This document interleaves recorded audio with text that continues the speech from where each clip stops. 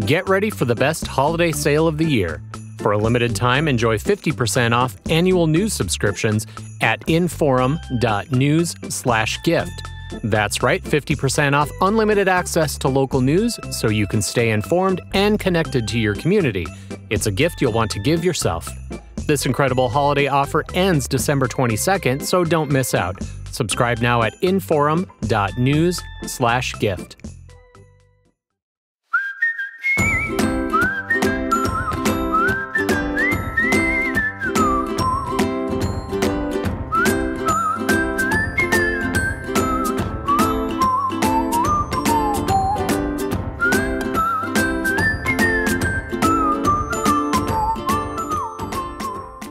Welcome to Plain Talk. Sometimes I think North Dakotans, I don't know what I want to call it. I don't know how I want to say it, but we,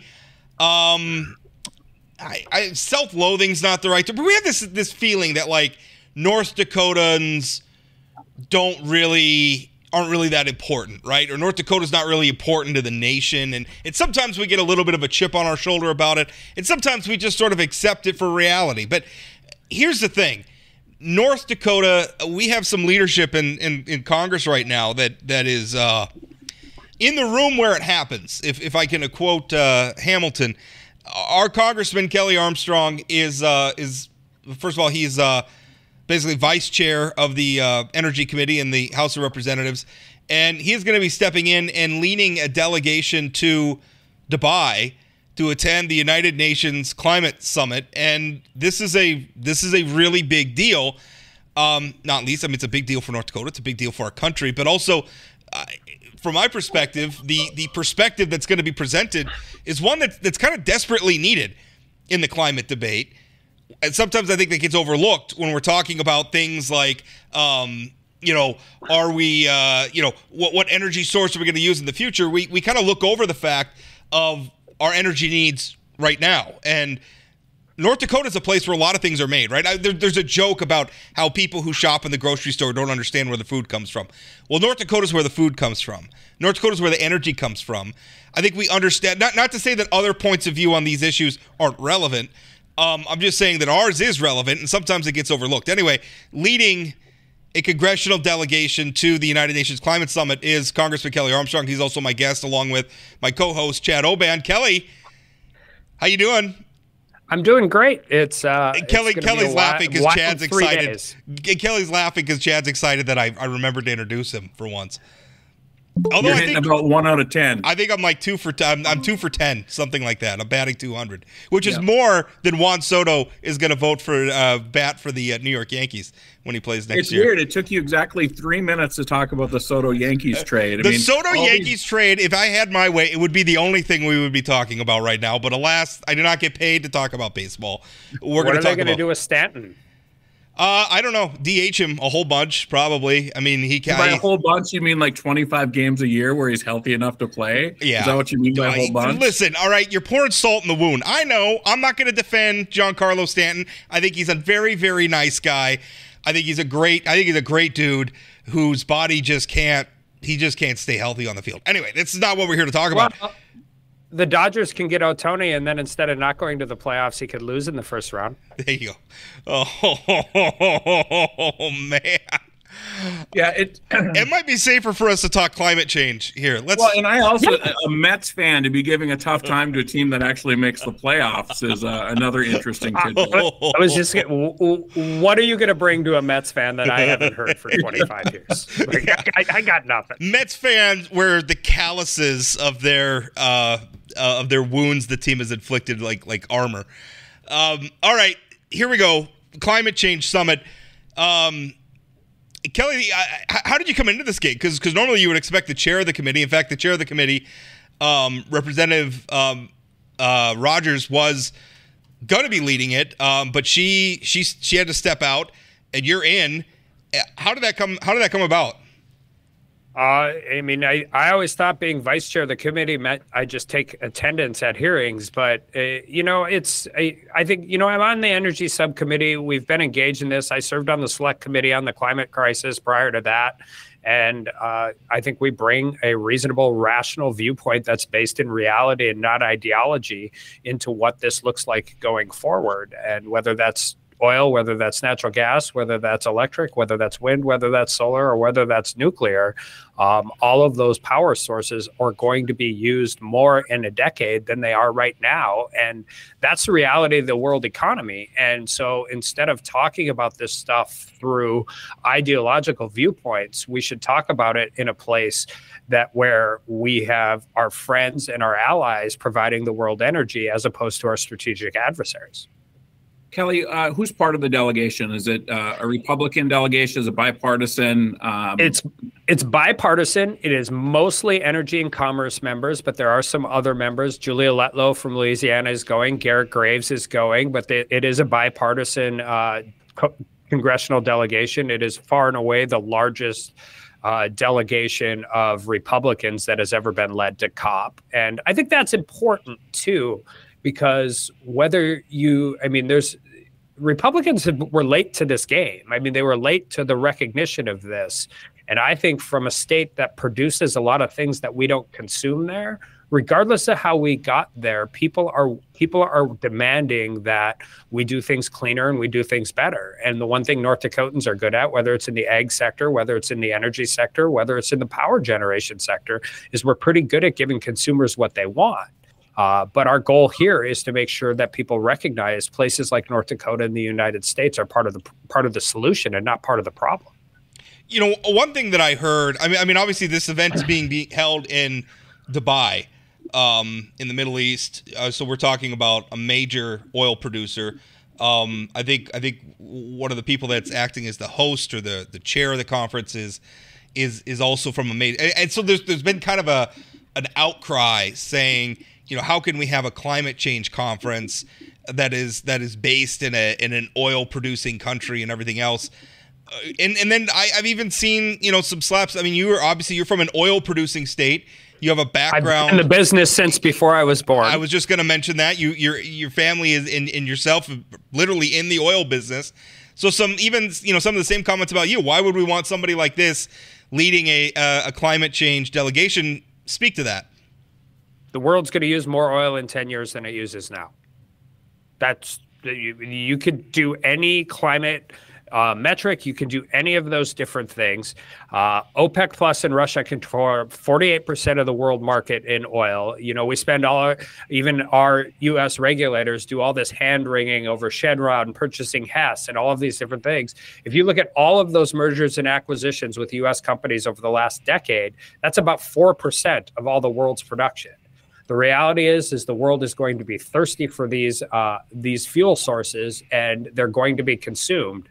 And we should have them being consumed in the most responsible and climate responsible way possible. But at the same time, recognize that wishing it so from a seventh floor penthouse in Norway or Manhattan or Berlin isn't going to change the fact that there are a ton of people that need cheap and reliable energy to lift themselves out of poverty, and they're going to get it somewhere. Well, can I work in a Game of Thrones reference too? Littlefinger tells us that we can only make peace with our enemies. And I don't want to make it sound like we have to be enemies here, but if you don't include people from oil-producing states in North Dakota or oil-producing interests or oil-producing countries, then it's just a bunch of greenies sitting around talking to each other. And how do you make progress from that? Well, you don't, and you have to deal with this. And I think the biggest fundamental conversation change that I've started to see in this, outside of nuclear, which if you're talking about decarbonization and you're not talking about expanding nuclear energy, you're just not seriously talking about it. If all you are dealing on weather-dependent power without the ability to store it, then you're not having a serious conversation. But the other part to this is there are places, Guyana just on the northern coast of South America, just next to Venezuela, who is one of the poorest countries in the world, is going to be the richest country in the world per capita within the next 7 years because of an oil discovery off their shores. That's getting developed. There is no way a country that has traditionally had as much of the poverty and problems that Guyana has had is going to listen to anybody who's sitting in one of these rooms and say they should only do wind and solar. So then the question is who's going to help them develop this? Is it going to be Iran? Is it going to be China? Is it going to be Russia? Or is it going to be American companies that know how to do this? And we should have that conversation. But our answer is, how do we do it as clean as possible, as opposed to what kind of electron you put on the grid? Congressman, this has always been a conversation that has frustrated me from both sides. And maybe it's from being somebody who's left of center in an oil and coal state, that, I think you've got on one side, you've got the progressives who are like, this has to happen right this second. We have to decarbonize the whole world.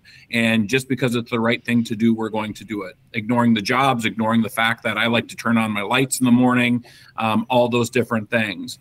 But then on the other side, I think we are getting cleaner on producing energy, but maybe not at the pace that we need to be doing in our country and then in other countries. How do you sort of bring those sides together, right? I mean, we have to do something, but how can we accelerate it? I mean, I don't like to get into one day the weather is bad, but we are seeing a lot of weather catastrophes in this country. I think climate change is real. How do you figure out the pace when there's such different perspectives on this? Well, and you and I may have a different opinion on this, Chad, but mine is when you can do it at an economic scale that doesn't drive up the cost of energy to the most vulnerable people.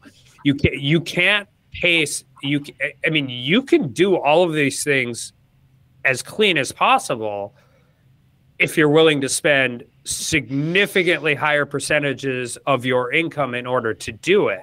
Cheap, reliable, and affordable are as important as clean. And I'll just use wind and solar as an example, right? A lot of the reasons that is cheaper is because of government programs that allow it to be cheaper. Fine, great. We get to do those things. All of the above exists everywhere in North Dakota, but we don't have a way to store it. And the answer can't be, well, we'll figure that out, because when you don't have it, you don't know when it figures out. Right? We didn't know how to crack shale rock 2 miles below North Dakota until someday we did.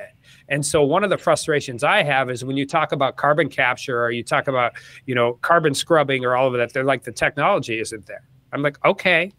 And that's true, particularly to scale. Same thing with hydrogen, same thing with, refuse methane and all of those different places. But you know where else the technology isn't there? Storing renewable energy.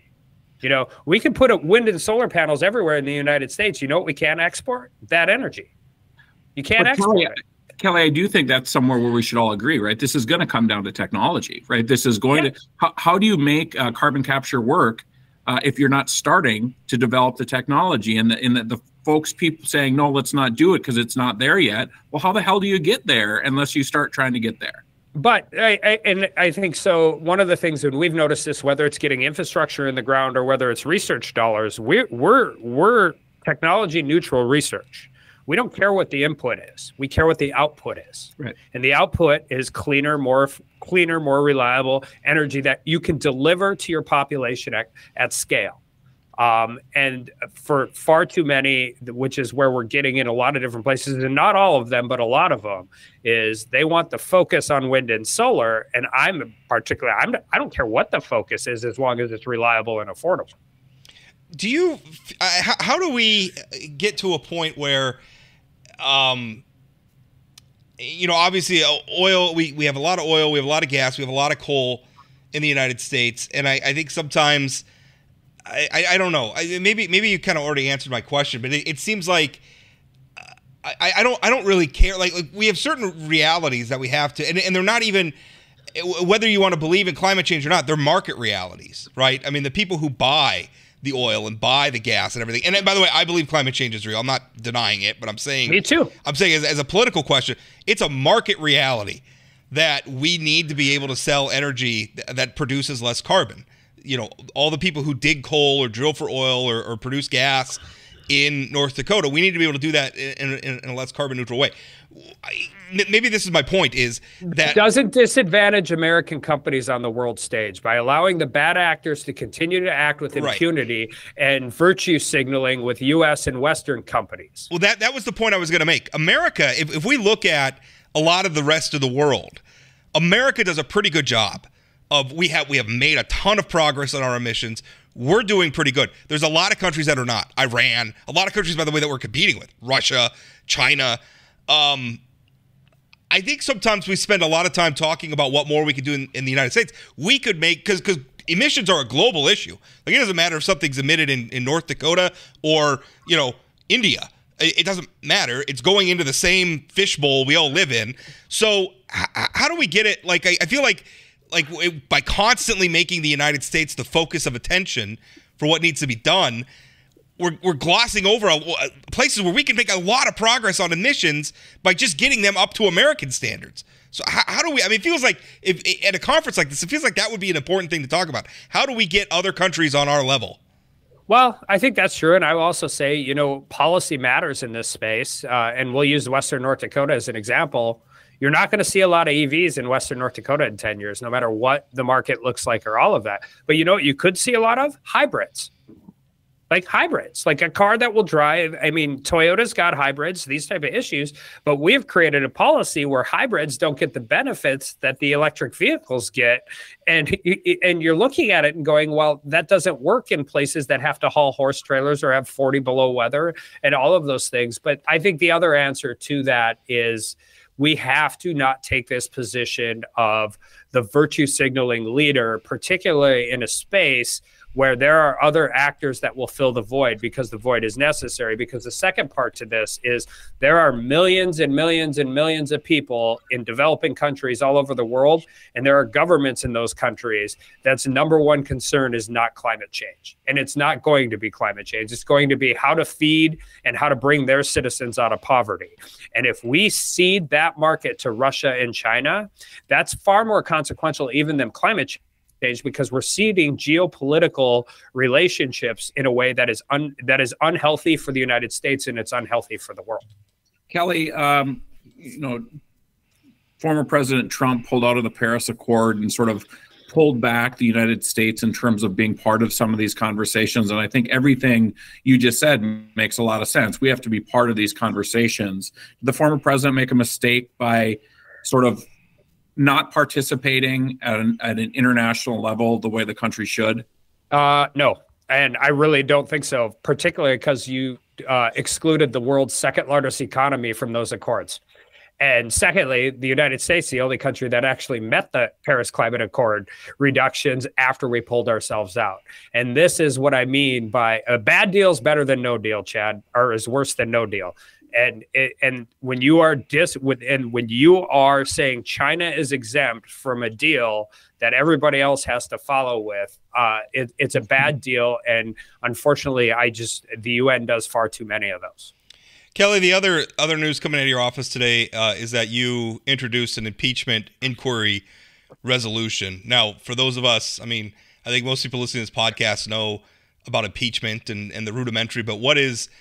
Sometimes I feel like there's procedures here that what does this mean? What is the resolution? What does it accomplish? So the inquiry resolution we will have hopefully a vote on the House floor next week to authorize it. It gets in a little bit in the weeds, but to understand, about 2 weeks ago, the White House sent us a letter through the investigative committees saying they weren't going to participate in interviews. They were going to ignore subpoenas. And this puts us in the best legal position in court to fight for our Article 1 authority to continue down this investigation. It's actually mirrors very similar what happened when I was on Judiciary in the minority when they did it with Speaker Pelosi. I think we have the authority now. I didn't really get into that fight in the minority. It wasn't my fight to have when I was there. But if we are going to be fighting about getting documentation or forcing transcribed interviews or depositions, this will allow us to have Congress in the best position possible to win those fights. So, Kelly, you mentioned the previous administration. I assume there was a vote on impeachment inquiry at that time, or was there not? Yes, this is actually tracking very similar. Those things? I did not. And I anticipate no Democrats will vote for this one either. But isn't that so? If the goal is to come to the truth and put yourself in the best position for Congress on legal footings and to get to the truth, why should it matter if it's a Republican president or a Democrat president? For all of you, I'm thinking both caucuses. Take a step back, because I don't know how anybody looks at this stuff and just doesn't think, Well, we're about 11 months from an election. This is just another election ploy, and this just reeks of partisanship. Well, I would point to this. We have actually uncovered a lot of evidence, and I said this in my release, and I mean it. There is no investigation in any jurisdiction in the country that wouldn't continue forward with the evidence we have. That doesn't mean we have enough to impeach. That is a longer, different conversation that will continue to occur.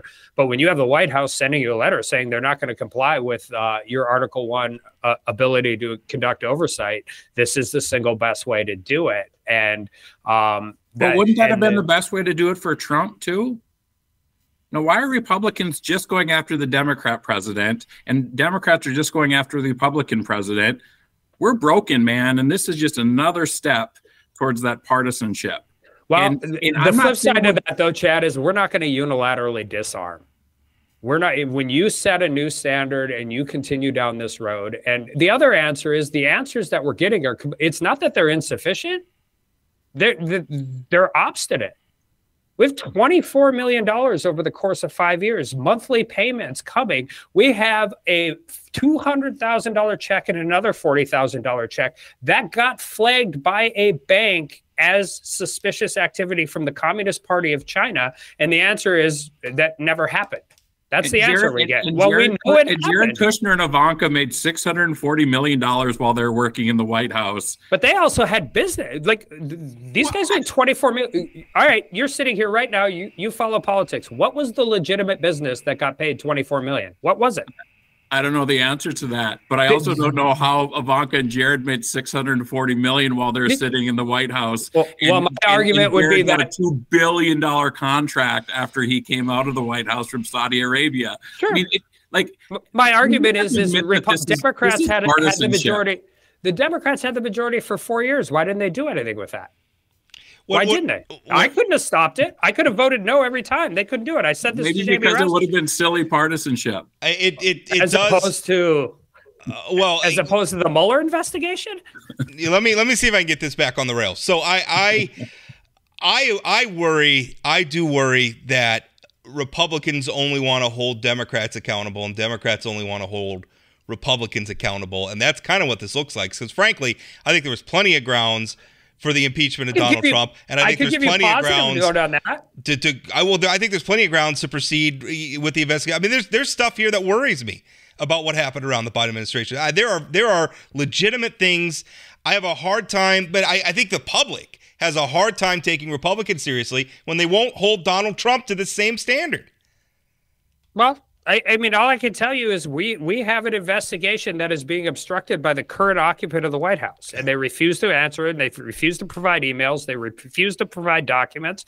And just yesterday, the president just flat out lied to the press and said that never happened. And we're like, well, I have a piece of paper that shows it happened. Like, I have a bank that basically self-audited themselves because they were so concerned about it. And the answer isn't even anything other than just no. And if you're going to send a letter basically telling us we're not going to cooperate with you in any way whatsoever, we have one remedy at our disposal, and this is it, and we should do it. I mean, the impeachment process, ultimately, I mean, if the impeachment process if you find enough to impeach, then it goes to the Senate Senate finds enough to convict. The whole point is removing somebody from office, right? And I understand we're still gathering evidence. You have said there may not be enough to impeach. So I don't want to say that you're just trying to remove Joe Biden. I understand that for you, this is a process. That said, I mean, if it ultimately produces evidence that says that Joe Biden did some of this stuff and thus he's not fit to be in office, then why doesn't that apply to Donald Trump, who's under 91 criminal indictments? Well, Donald Trump got impeached twice in the U.S. House of Representatives. They were very good at it. The current ranking member of oversight called for his impeachment before he was sworn in. Yeah. My point is Donald Trump is not in office, and I wasn't in the majority at that point in time. I wasn't in those rooms. He is likely to be on the ballot. Well, sure. Speaking of which, you can't impeach a candidate. Speaking of which, North Dakota's 2 senators have endorsed now Donald Trump for president. Are you making an endorsement at this point? Are you? I have not. I've been dealing with this side of this stuff. I'm leading an 18 delegation to COP. I've been working on trying to get a legal and credible impeachment inquiry resolution filed. This all happened. I'm proud of Doug Burgum for what he did. I think the world could use more Doug Burgum. I think his solutions to things and his ideas about innovation and states' rights versus an overbearing federal government were a great thing to have in the conversation. But to be honest, I didn't even have time to watch the debate last night. You know, Kelly, sorry. Go ahead, Chad. Yeah, Kelly, there's been some pretty big things in the last week or so in Congress in terms of Santos being asked to leave. No, we expelled him. And by the way, Republicans voted to expel him. So it's not that we only hold the other side accountable. Most of the House Republican caucus did not. Yeah. And I don't know what the vote was on Jamal Bowman, but I know he was censured as well. And I hope Democrats voted for that censure. Very few. Well, they should have, and they should kick Menendez out as well while they're there. But then also Kevin McCarthy's announced that he's leaving in a couple months. That, you know, the political effects of this is that's, you know, you had a slim majority to start out with, and now you've lost a couple more seats for the short term. What does that look like in terms of governing over the next 11 months? Does it matter? We had 19 Republicans vote against a rule vote right before Thanksgiving, so I'm not particularly concerned about it because our 4-vote majority only exists when we don't have 15 people throw a temper tantrum about something. Actually, when Kevin's decision, their filing deadline is December 8th, and if he would leave Congress after December 31st, Newsom would never have to call a special election. So it's a Republican leaning seat. All political prognosticators will tell you a Republican will win that seat. This will at least force that election to happen before the next election. So, yeah, we have a tight majority. I mean, even at the beginning of Congress, I joked we should put a hazardous activities clause in our rules package. Nobody could have a motorcycle, those types of things. But I mean, the reality is it's whether it's 3 votes or 4 votes, we have really not wielded the procedural powers of the majority very well, in my opinion, and it's been very frustrating. I want to ask you, obviously we talked about Doug Burgum dropping out, it's obviously the people like me who like to talk and write about this stuff, you know, it sets off a lot of speculation about what's going to happen. Is he going to run for a 3rd term?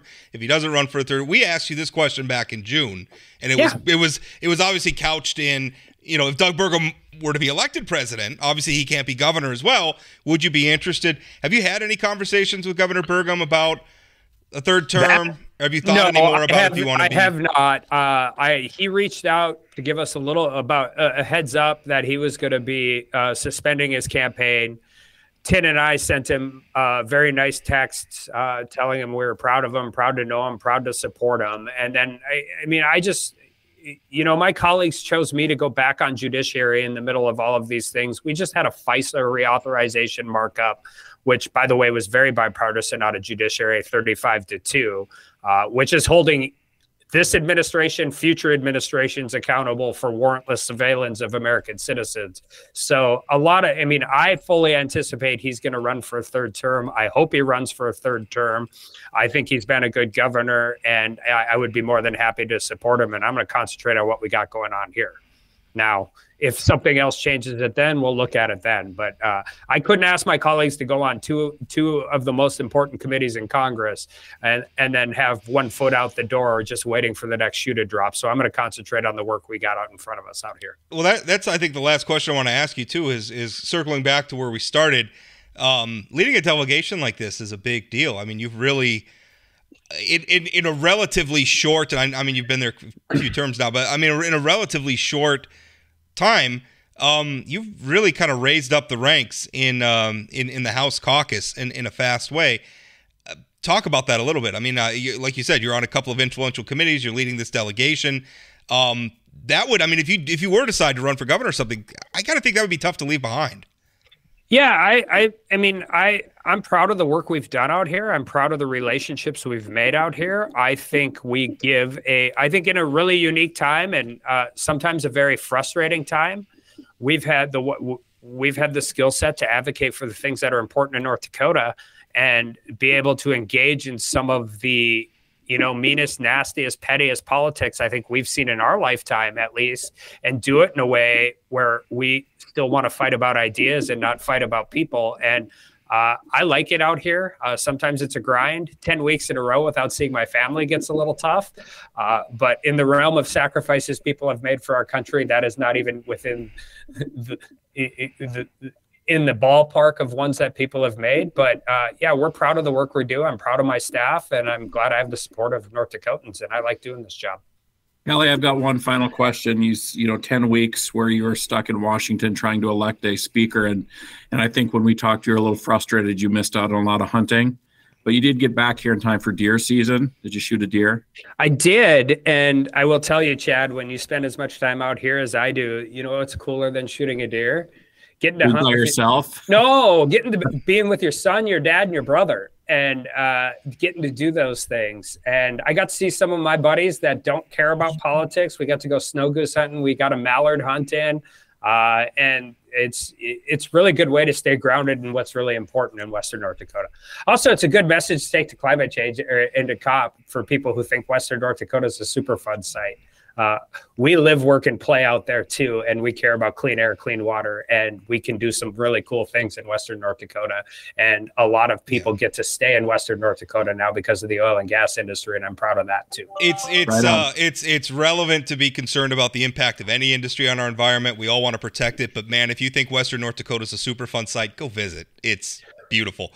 More importantly, anybody who graduates from high school can stay there and build a career now, and that wasn't the case when I graduated. Well, yeah, everybody. It just wasn't. Well, North Dakota's young people had to leave. There was no jobs here. They had to go somewhere else. All right. Erin graduated from Ray. I'm assuming when she graduated from high school, there weren't a lot of jobs in Ray, and I bet there's more of them now. Not a lot of people thinking about sticking around in Ray back when she graduated, but you're right. I mean, it's a different town. It's a different place.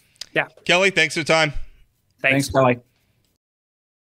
Hi there, my name is James Wallner. I produce and host the podcast Dakota Spotlight, a true crime podcast that tackles historical and unsolved crimes in the upper Midwest. Follow along with me as we search for a missing girl, attempt to solve a 45-year-old murder, and much, much more. That's Dakota Spotlight Podcast, anywhere you get your podcasts, or at inforum.com/podcasts.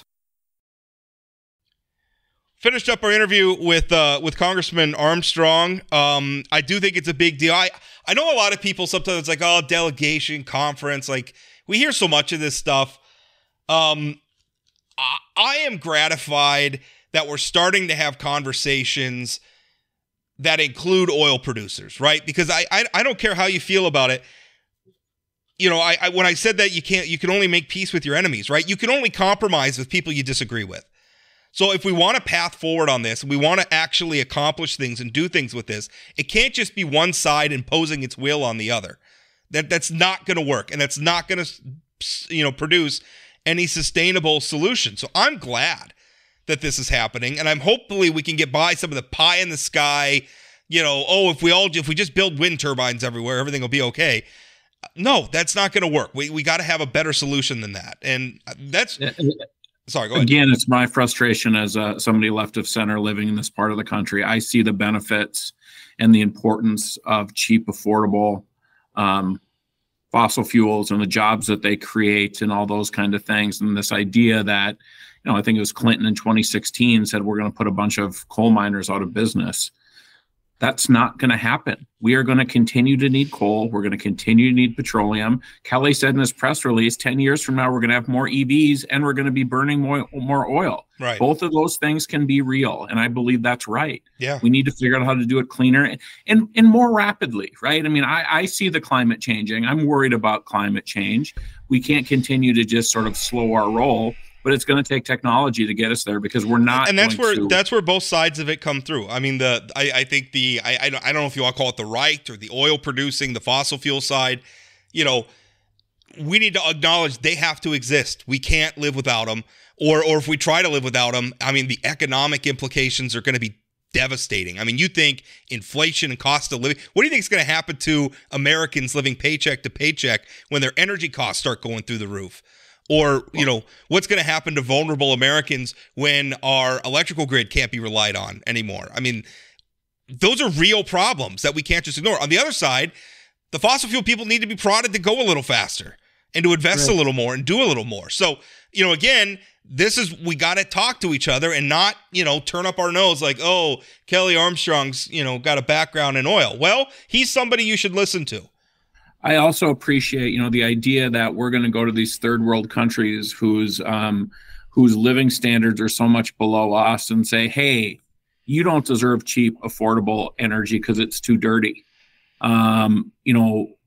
We don't get to go to them and say, when they're trying to feed their family and do all these different things, that you just have to do this even though it's more expensive. We need to figure out how to work with them. And I think Kelly's point about American companies are the best to do this kind of stuff. And we can't just wish this. It's going to take a big, heavy lift and being at the table. And I'm with you. I'm glad Kelly's there. I'm glad to hear Kelly say climate change is real. And I think he said that a lot in the past as well. This is an economic issue. That we need to move. Yeah. The other thing I thought was, we talked about the impeachment stuff. I think it's really interesting that he's not endorsing Donald Trump. And I don't want to read a lot into it, but, he kind of said, well, I've been super busy. Well, okay. Yeah. Everybody's busy. I don't, if you were going to endorse him, you should endorse him. And the thing is, like, I'm glad. Everybody knows what my position on Donald Trump is. So, it disappointed me, then surprised me that Senator Kramer, endorsed Donald Trump immediately after Doug Burgum got out. It surprised me a little bit that John Hoeven did, and that's really disappointing. Because Hoeven, I don't think has any need to do it, but I think he's doing it maybe just to protect his right flank a little bit and to avoid some headaches. But Kelly's not. And I think I don't know how to look at that other than that's a choice. He's making a choice. Let's be clear. Kelly has made it very, very clear if Donald Trump's the nominee, he's going to support him. If it's a choice between Biden and Trump, yes. Yeah, he would have raised his hand at that Republican primary. And Kramer's comments after Burgum dropped out, it was almost like, he did it he endorsed Burgum out of respect for North Dakota, but it was very with Trump the whole time. It was very patronizing. I looked at the comments. I was like, that's very patronizing. It's like you're giving Doug a pat. It's like when your kid draws you a picture and you tell your kid it's your favorite picture of all time, even though there's way better pictures out there that you like more, but you're not going to tell your kid that. Right? That's kind of felt like what he did, right? And it's like, ugh. And then Donald Trump's on the Scott Hennon show, and they're like, oh, Donald Trump. They're like, I do not understand it. I didn't know Donald Trump was on Scott Hennon show. Yeah, he called in.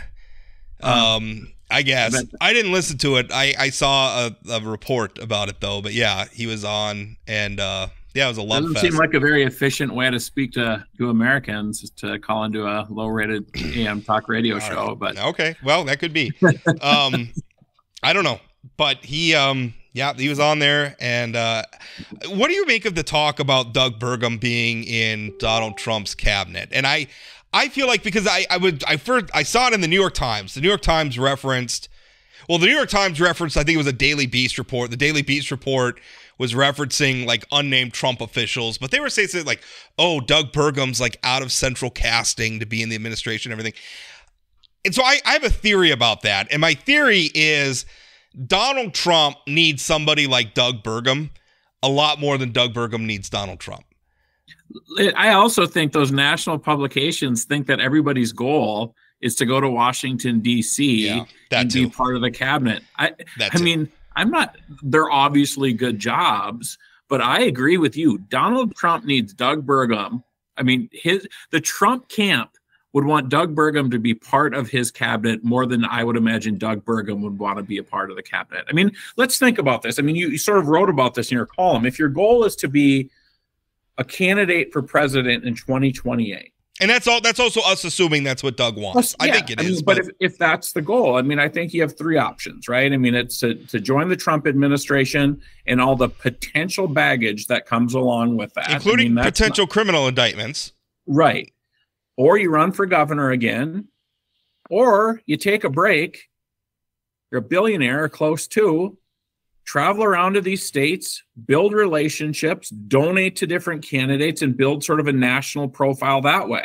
The question I would have is, is it easier to build a national profile as governor of North Dakota or is the former governor of North Dakota with more freedom? I don't know the answer to that, but I think either of those paths, if you're looking at 2028, might be the way to go. Being the governor of North Dakota is a lot of freedom. I mean, the governor, I don't want to say the governor has a lot of downtime, but we're a small state. Our legislature's in session every other year for 80 days. I'm not saying there's not day-to-day work to be done, but there's a lot of day-to-day work that can be delegated or can be handled remotely. So, I mean, he could be, I guess if my calculation would be you run for a third term, you still have the status of being governor. By the way, that gives you another crack at the legislature to do some things that would sound good in a Republican campaign. Like maybe you finish getting rid of the income tax. We could have a debate about whether or not that's what North Dakota needs.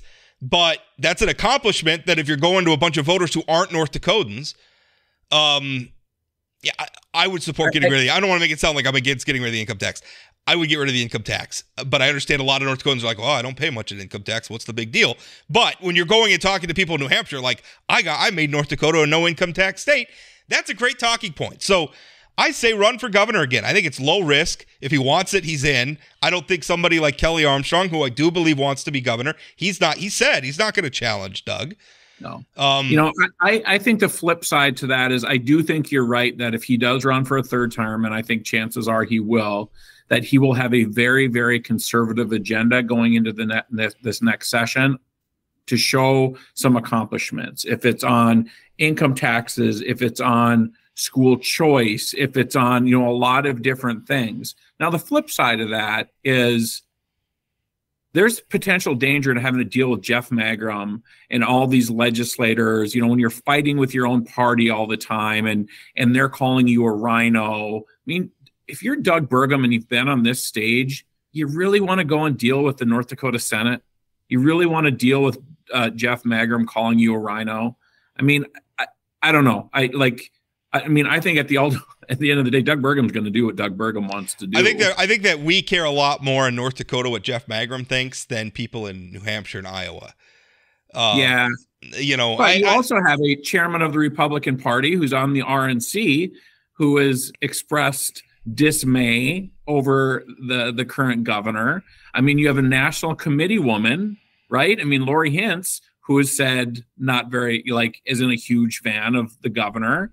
I mean, those people do have a little bit of juice within the RNC. They do. They're not going to affect the votes that much in New Hampshire, but it might be a bit of a pain. I don't know. I think he runs again. I think he runs and then he has a super, super conservative agenda, which terrifies me. And we go from there.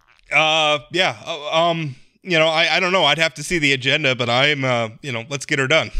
So, yeah. I mean, again, you're mostly wrong when it comes to policy, and I'm mostly right. Well, but neither of us are evil. We're just wrong. Which is, by the way, how it should be. I long for the days when Rob and Chad could just talk about how much we disagree about the tax code, as opposed to a lot of this other stuff that we end up agreeing on. Because we are slowly becoming a post-small L liberal. Yep. This is a classically liberal society. What else do we want to talk about? Oh, terrible news from Senator Kramer's office. That was a gut blow. There's the family of a deputy, Paul Martin, in Mercer County that are hurting today. So terrible. I guess by now I'm assuming everybody listening to this knows the news, but according to a press release from Senator Kramer's office, his son, Ian Kramer, was having some sort of a mental health episode. He was talking about wanting to go and be with his deceased brother, Ike. Chris Kramer, Senator's wife, was attempting to take him to the emergency room, presumably to get care, obviously, at which point he was able to get behind the driver's seat of their SUV. He took off. Police chased. He was spotted in Hazen, I guess. And as he was trying to get away from police, he ended up running into a deputy who was on the side of the road trying to deploy apparently tire spikes to slow him down. So the deputy died. There's a lot of people hurting. I have seen already a little bit. I mean, Twitter is what it is. It's not even worth it. There's jerks on Twitter, big, breaking news, I guess. But, to me, it's just not a political situation at all. I look at this. I know the struggle. I wrote a column about it, my oldest sister died last year, and she had mental health problems and addiction problems, and we tried to help her for years. At one point, my parents were done. I tried to have her move into my home to give her a place to be stable and to maybe hopefully build a life and get a job. And it didn't work out. And it became a situation where I had to choose my kids and my wife over my sister, who was creating a situation that just wasn't safe. And I had to ask her for leave, and asked her to leave, and there were some hard words spoken, and those are some of the last words I ever said to her. She died, last year in Virginia, alone and far from her family. And I'm a little emotional about it still, but these things happen in families, and they're terrible, and they can happen to any family, and mental health can touch any of us. So I don't. For the Martin family, it hurts. And for the Kramer family, it hurts. It's terrible all the way around. And we are 16 to 18 hours removed from this incident that took place. I mean, there's a time for having deeper conversations about what happened. I mean, I think you wrote about that there's got to be accountability in that kind of stuff. But you're absolutely right. When you start talking about mental health, we've got a mental health crisis in this country. We have an addiction crisis in this country. I don't know how many stories you hear about opioids and how that's affecting, people who have, got injured on the job or whatever. And next thing you know, these terrible things are happening. But now I think it's a time for people to show a little bit of grace to the Kramer family.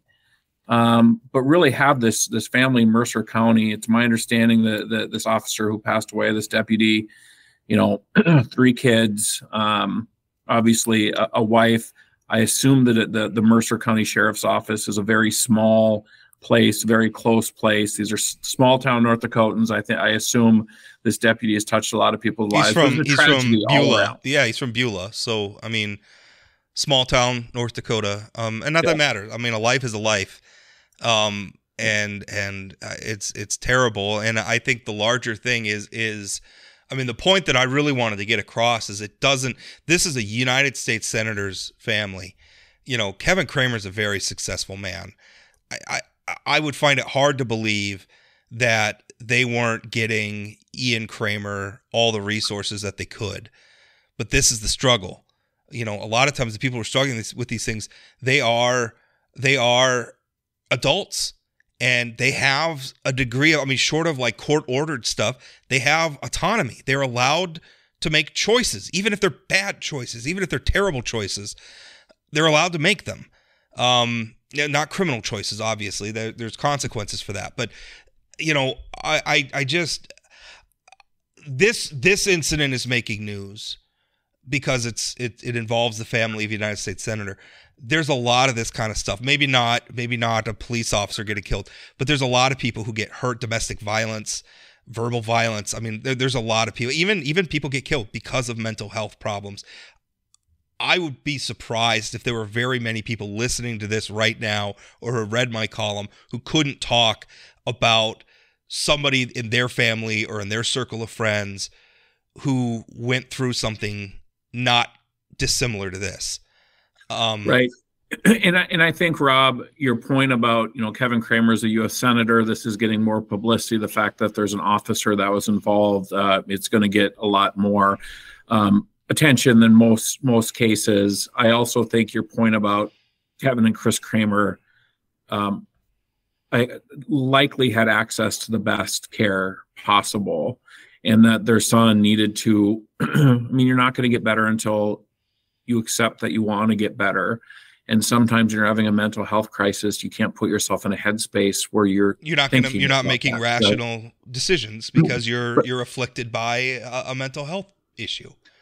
But I think when we start thinking about access to these services, there aren't enough services. And when you talk about the people living maybe who aren't U.S. senators and who are not upper middle class, we need to figure out how to get those folks the help they need. And again, talking about opioids and those kind of things, that's affecting everybody. That's affecting all of our communities.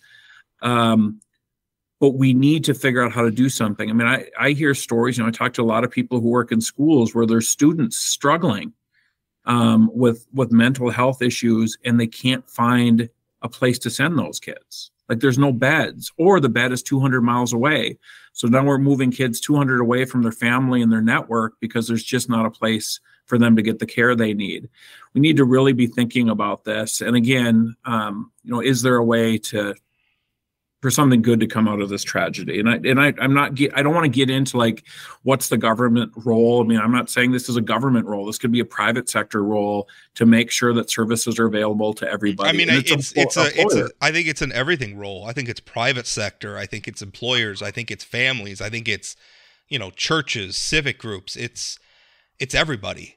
We got to do something to improve this, but again, this story is making news because of the people involved, but I'm telling you, there's so many stories out there that don't make news, that only show up maybe as numbers in statistics. And, I hate to say that silver lining is the wrong word, but if there's anything good that could come from this, maybe it puts a human face on an issue that is much bigger than Senator Kramer and his family, or in what happened yesterday.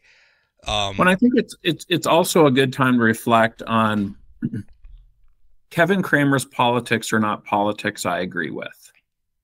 But Kevin Kramer is a dad. I'm a dad. He's lost a son to addiction, and now he's had a son who went through this mental health crisis. If we can't, as a society, Democrat, Republican, or anybody else, figure out how to have some level of empathy towards the Kramer family and the folks in Mercer County who are going through this tragedy, we are so broken. And so I think thinking about the Kramer family and what they're going through, this is not political. If your first impulse when you heard about this was to make a political point, or to get in a political jab, or to dunk on the senator and his family, the problem is you're the problem. You need to take some time off and think about that, and think about what your priorities are, because there's plenty of time. It doesn't mean you have to agree with what Senator Kramer has to say about Social Security or taxes or anything else, but you do have to treat him like a human being. And I think that is so much of the problem, is we are not treating people on the other side of the cultural divide, or the political divide. We treat them like an other, like they're something less than human, and that we could just, think about them in ways. They're just us. They're just us with different opinions. That's all they are. They're just humans.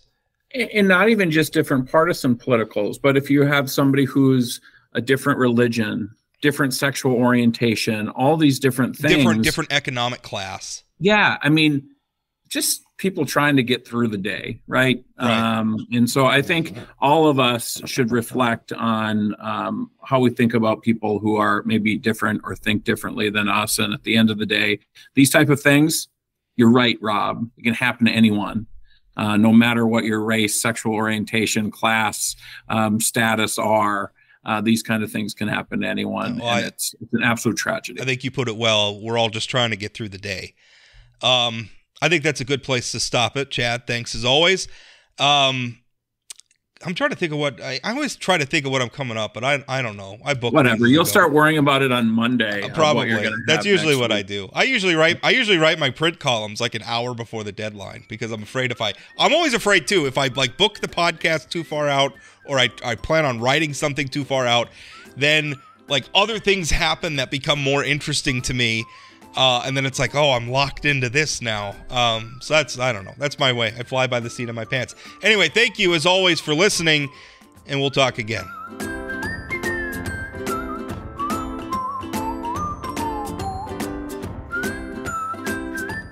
Did you know Forum Communications Company has a robust podcast library? at inforum.com/podcasts. We have everything from politics, sports, true crime, outdoor adventure, and more. Visit inforum.com/podcasts and explore them all today.